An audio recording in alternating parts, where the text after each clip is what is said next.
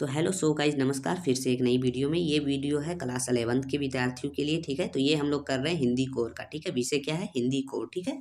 इससे पहले आप लोगों का भूगोल का और इतिहास का, अर्थशास्त्र का जो भी है सो करवा दिया गया है। सबको प्ले लिस्ट का लिंक आपको डिस्क्रिप्शन में मिल जाएगा, आप जाके देख सकते हैं, ठीक है।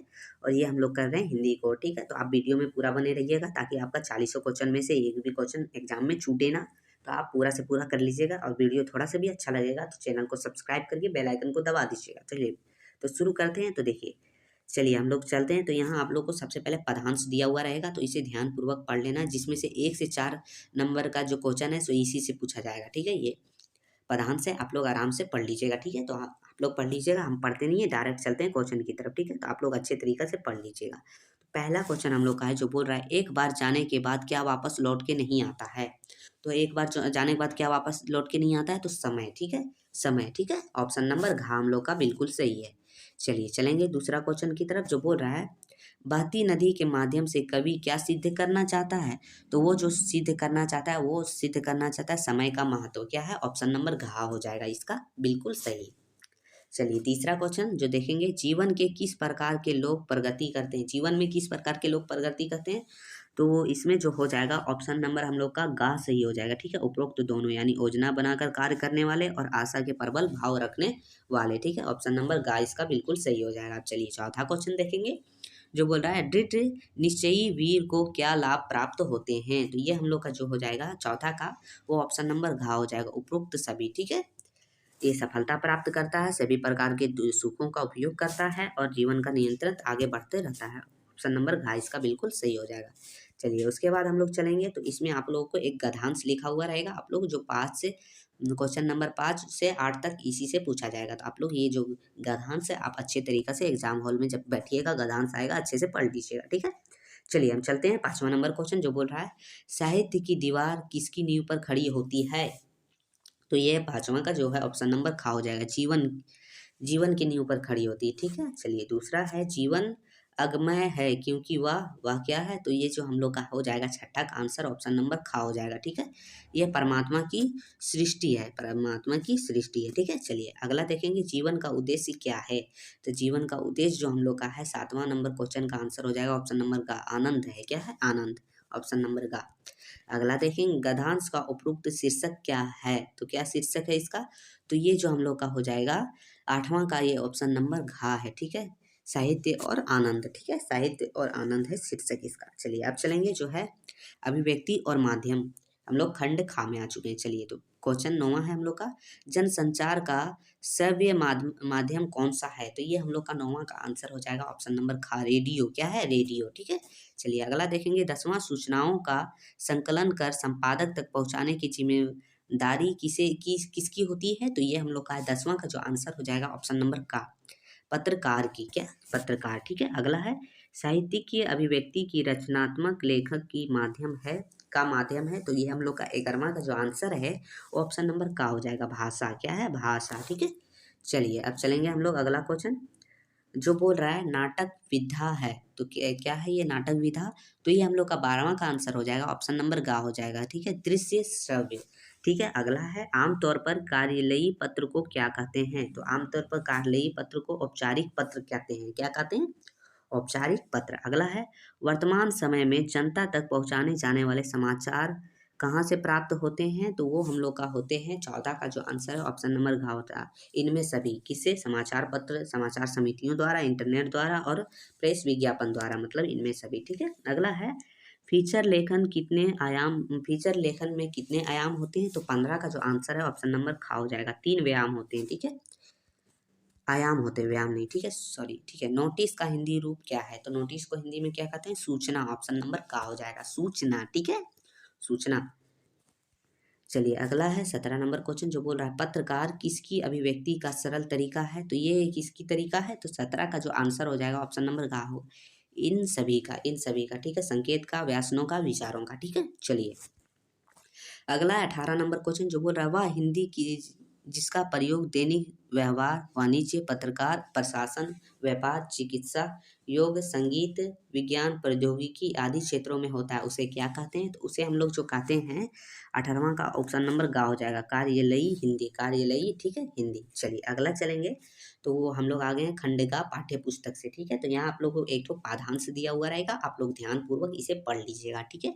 पढ़ने के बाद ये पूछेगा प्रस्तुत पंक्तियों के रचयिता कौन है, मतलब किसने लिखा है इस कविता को, ठीक है, जो आप लोगों ने पढ़ा है पंक्ति उसके कविता कवि कौन है। तो ये हम लोग का जो है 19वां का आंसर हो जाएगा ऑप्शन नंबर का सुमित्रा नंदन पंत, ठीक है, सुमित्रा नंदन पंत हो जाएगा। दूसरा है किन आँखों से कवि को डर लगता है, तो किन आँखों से कवि को डर लगता है, तो वो हो जाएगा ऑप्शन नंबर घ चीर शोषित किसान की, चीर शोषित किसान की आँखों से डर लगता है। चलिए अगला चलेंगे, क्वेश्चन नंबर 21 जो बोल रहा है किसान की आंखों की तुलना किससे की गई है, तो किसान की आंखों की तुलना जो है वो की गई है अंधेरी गुफा से, किसकी?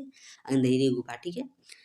दारुण दैन्य दुख में कौन सा अलंकार है, तो ये हम लोग का 22वां का जो आंसर है ऑप्शन नंबर घ हो जाएगा, अनुप्रास, अनुप्रास, ठीक है। चलिए अगला है निम्नलिखित प्रश्नों का सही विकल्प का चयन कीजिए। चलिए तो हम लोग चल चुके हैं, 23 नंबर क्वेश्चन है मीरा को विष का प्याला किसने भेजा था, तो मीरा को विष का प्याला जो है राणा ने भेजा था, ठीक है, राणा, ऑप्शन नंबर खा इसका सही हो जाएगा, ठीक है, 23वां का।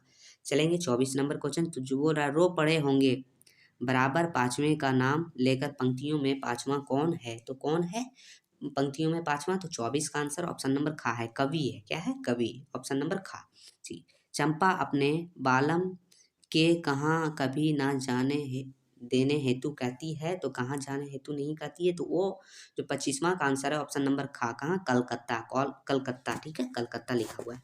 चलिए अगला है कवि यात्री निर्मला पुतुल ने क्या बचाने का आह्वान किया है, तो क्या बचाने का आह्वान किया है, तो वो किया है ये सभी, मतलब थोड़ा सा विश्वास, थोड़ी सी उम्मीद और थोड़ी से सपने बचाने का उम्मीद किया है, ठीक है। चलिए अगला आह्वान किया है, ठीक है। चलिए अगला क्वेश्चन देखेंगे जो बोल रहा है पीपर पाथर पूजन लागे तीरथ गवे भूलाना पंक्ति में कौन सा अलंकार है, तो ये जो हम लोग का हो जाएगा 27वां का आंसर ऑप्शन नंबर घ होगा, अनुप्रास, ठीक है, अनुप्रास, ठीक है। चलिए फिर है आगे, जो आप लोग का फिर से एक गाधांश दिया हुआ रहेगा, आप लोग ध्यानपूर्वक पढ़ लीजिएगा, जिसमें से आपको क्वेश्चन नंबर 28 से 31 नंबर का मतलब जो है आंसर इसी से मिल जाएगा, ठीक है। तो पहला है प्रस्तुत गधांश के लेखक कौन है, तो 28वां का जो आंसर हो जाएगा ऑप्शन नंबर का हो जाएगा, ठीक है, शेखर जोशी, कौन है, शेखर जोशी, ठीक है। दूसरा है प्राइमरी स्कूलों उत्तीर्ण करने पर मोहन को क्या प्राप्त हुआ था, तो उसे छात्रवृत्ति प्राप्त हुआ था, ऑप्शन नंबर गा, ऑप्शन नंबर गा हो जाएगा 29वां का, ठीक है। चलिए अब चलेंगे क्वेश्चन नंबर 30वां जो बोल रहा है वंशीधर तिवारी व्यवसाय से क्या थे, तो वो क्या थे, वो हम लोग का जो हो जाएगा ऑप्शन नंबर का हो जाएगा पुरोहित थे, ठीक है, पुरोहित।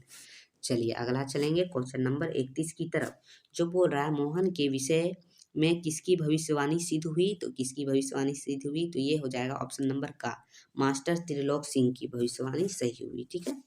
चलिए अगला चलेंगे, जो 32 नंबर क्वेश्चन जो बोला मियाँ नसरुद्दीन को कौन सा इल्म अपने वादित उस्ताद से प्राप्त हुआ था, तो ये 32 का जो आंसर है वो ऑप्शन नंबर गा हो जाएगा नानबाई, ठीक है, नानबाई।